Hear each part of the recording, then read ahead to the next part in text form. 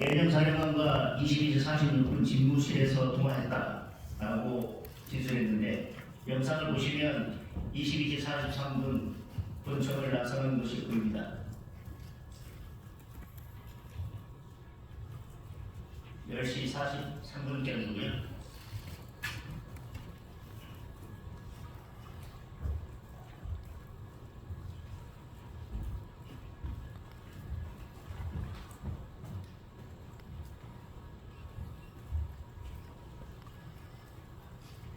그리고 10시 45분경에 국정원장 공관에 진입하는 것을 확인할 수 있습니다.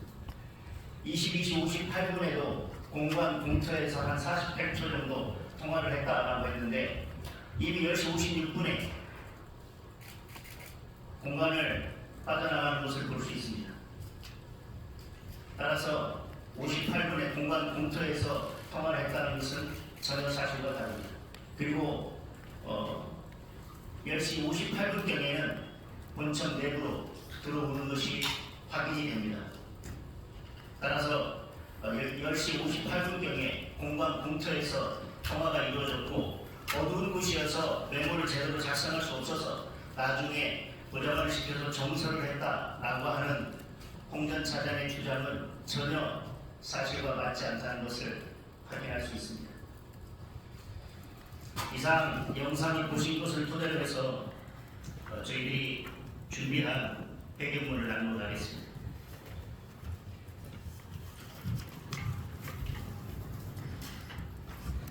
윤석열 대통령에 대한 탄핵소추와 내란몰이가 애초부터 한 사람의 거짓말로 시작되었음이 드러나고 있습니다. 홍장원 전 국정원 1차장은 12.3 계엄 선고 이후 대통령이 이번 기회에 싹 다 잡아들여 싹 다 정리해 라고 말했다고 맨 처음 증언한 당사자입니다. 또한 홍 전 차장은 윤석열 대통령 탄핵 심판에서 정치인 체포 지시를 받았다고 주장하는 핵심 증인 중 한 명입니다. 그러나 홍 전 차장의 진술은 핵심적인 부분에서 계속 바뀌고 있고 바뀐 진술조차 사실과 전혀 다른 부분들이 드러나면서 홍 전 차장에 대한 그리고 홍 전 차장의 진술에 대한 국민들의 의심은 더 커져가고 있습니다. 특히 홍 전 차장은 헌법재판소 탄핵심판 핵심 증거인 체포명단 작성 과정에 대해서 여러 차례 진술을 반복했지만 이마저도 사실과 다르다는 것이 이번에 국정원 CCTV 기록을 통해서 확인되었고 여러분도 오늘 CCTV를 통해서 영상을 통해서 확인하셨습니다. 지난 12월 6일 국회 정보위원회에서 홍 전 차장은 여인영으로부터 체포 명단을 듣고 미쳤구나 생각하고 그 다음부터 메모하지 않았다는 취지로 진술한 바 있습니다. 그러더니 2월 4일 헌법재판소 제5차 변론에서는 23시 6분 여인영 방첩 사령관과 통화했고 여인영 사령관이 명단을 불러줬으며 당시 본인은 책상에 앉아서 여유있게 적은 게 아니라 국정원장 관사 입구에 있는 공터에 서서 국회에서 있던 메모지에 적었다라고 말을 바꿨습니다. 그러나 국정원 CCTV 확인 결과 홍 전 차장은 23시 6분보다 8분 앞선 22시 58분 이미 본청 내부로 들어선 것이 확인됐습니다. 여러분께서도 조금 전에 확인하신 바와 같습니다. 홍 장은 본인도 이틀 전인 2월 18일 언론과의 인터뷰에서 체포 명단을 듣고 받아 적은 장소가 국정원장 공관 앞 공터가 아닌 국정원 본청 집무실이었다고 기존 진술을 또다시 번복했습니다. 또한 본인이 여러 번 기억을 더듬어 밝힌 여인영 방첩 사령관과의 3번의 통화 장소 중에서 최소 2번의 통화 장소가 실제와 다르다는 사실이 국정원 CCTV를 통해서 드러났습니다. 결국 홍장원 전 차장의 진술에는 다음과 같은 3가지 결정적인 문제가 있습니다. 첫째, 홍장원 전 차장은 체포명단 대필과 관련해서 어두운 야외에서 적어서 알아보기 어려워 보좌관에게 정서시킨 것이라고 주장한 바 있습니다. 그러나 CCTV를 통해서 예인영 사령관과의 통화가 야외가 아닌 본인 집무실에서 이루어졌음이 확인됐습니다.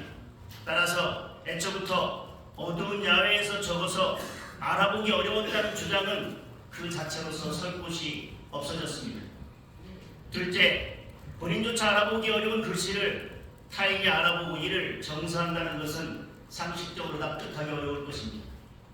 내가 봐도 알아보기 어려운 내 글씨를 타인이 어떻게 알아보고 정서할 수 있겠습니까? 더구나 홍 전 차장은 옮겨 적은 사람이 누구인지조차 공개할 수 없다고 은근슬쩍 도망가고 있습니다.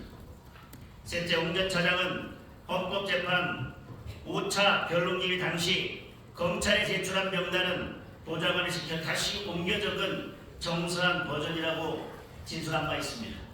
그런데 12월 11일 민주당 의원이 공개한 메모와 2월 18일 언론 인터뷰에서 홍장원 본인이 공개한 메모 등 메모가 공개될 때마다 수정된 흔적이 있고 한 사람에 의해 쓰여진 것이 아니라는 사실만 확인되고 있습니다. 이렇게 작성 경위와 작성자조차 불분명한 메모가 비상계엄으로부터 열흘 가까이 지난 12월 11일 국정원 출신 야당 의원에 의해 최초로 공개됐습니다. 그리고 대통령 탄핵 심판의 핵심 증거로 제시되고 있습니다. 이미 많은 국민께서 홍 전 차장의 진술에 대해 의구심을 가지고 계십니다. 오히려 진술이 뒤바뀌고 타인에 의해서 오염됐다는 증거만 차고 넘칩니다. 이렇게 믿기 어렵고 오염된 증거를 바탕으로 헌법재판이 계속된다면 누구라도 그 결과를 받아들일 수 없을 것입니다. 오히려 더 큰 사회적 갈등만 낳게 될 것입니다. 홍장원 전 차장은 오늘 오후 10차 변론기일에 출석합니다.